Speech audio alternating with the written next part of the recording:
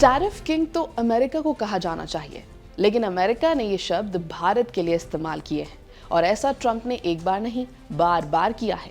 लेकिन सच क्या है? क्या सच में भारत अमेरिका से भारी भरकम टैरिफ वसूलता है? आज बात इसी पर। नमस्कार, मेरा नाम है श्वेता शर्मा और चलिए आज अमेरिका के दावे की पोल खोल देते हैं। प्रेसिडेंट डोनाल्ड ट्रंप का ये फेवरेट इल्जाम है कि भारत टैरिफ किंग है। सोशल मीडिया साइट ट्रूथ पर उन्होंने पिछले एक साल से ये बात बार बार दोहराई। कभी टैरिफ किंग कहा, कभी कहा the highest tariffs in the world, तो कभी कहा strenuous non monetary barriers that block American goods. Latest post किया है जिसे जेडी वांस ने भी शेयर किया। इसमें लिखा है कि अमेरिका भारत के साथ बहुत कम बिजनेस करता है, जबकि भारत अमेरिका के साथ हैवी बिजनेस करता है। उसका कारण है कि भारत ने आज तक बहुत हाई टैरिफ्स चार्ज किए हैं। उन्होंने ये तक लिख दिया कि ये टैरिफ्स किसी भी और देश से चार्ज किए जाने वाले टैरिफ से सबसे ज्यादा है और इसीलिए अमेरिका भारत में बिजनेस नहीं कर पाता। वन साइडेड डिजास्टर कहते हुए उन्होंने एक बार फिर भारत का रशिया के साथ ऑयल ट्रेड का जिक्र कर दिया। लेकिन सच क्या है? भारत इस समय यूनाइटेड स्टेट्स से आने वाले गुड्स पर एवरेज टैरिफ लगभग 6.1% लगाता है। ये ग्लोबल एवरेज 5.4% से थोड़ा ज्यादा है, लेकिन कई रीजनल पीयर्स की तुलना में काफी कम है। अलग अलग सेक्टोरल वेरिएशंस मौजूद हैं, जैसे वाइन्स, डेयरी प्रोडक्ट्स और प्रोसेस्ड फूड्स पर टैरिफ्स लगभग 1.5% से 56% तक जा सकते हैं, जबकि फार्मास्यूटिकल्स, सेमीकंडक्टर्स और की एनर्जी प्रोडक्ट्स पर आमतौर पर कोई ड्यूटी नहीं होती या फिर नेग्लिजिबल रहती है। यूएस गुड्स के लिए एवरेज टैरिफ 6.1% है, जबकि ग्लोबल इंपोर्ट्स पर 5.4% है।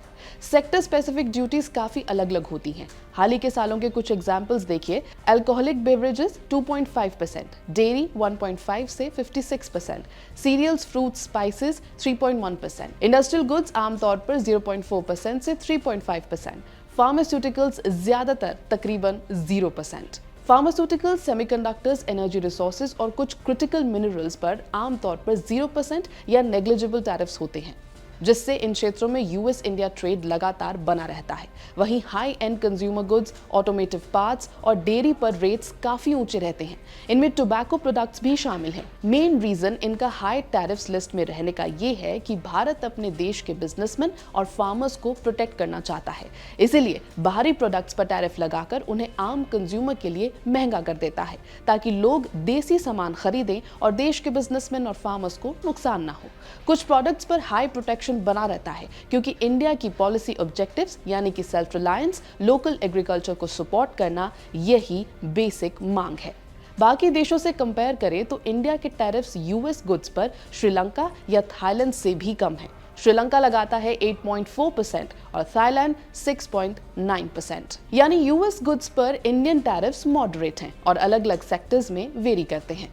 ये सच है कि इंडिया यूनाइटेड स्टेट्स की तुलना में ज्यादा एवरेज अप्लाइड टैरिफ्स लगाता है, खासकर ऑटोमोबाइल्स और एग्रीकल्चर सेक्टर्स में। WTO की 2024 वर्ल्ड टैरिफ प्रोफाइल्स के अनुसार इंडिया का एवरेज अप्लाइड MFN 15.9% था, जबकि यूएस का केवल 3.4%।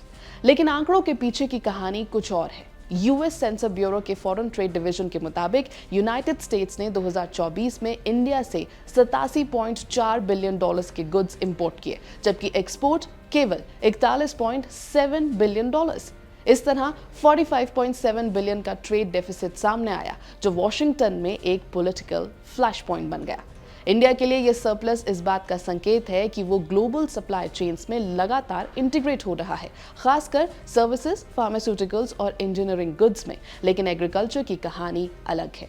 डेयरी, पल्सेस और फ्रूट्स का दुनिया का सबसे बड़ा प्रोड्यूसर होने के बावजूद इंडिया अमेरिकन मार्केट से लगभग बाहर ही है। यानी अमेरिका का भारत को टैरिफ किंग कहना उल्टा चोर कोतवाल को डांटे। एबीपी लाइव की इस रिपोर्ट में फिलहाल इतना ही।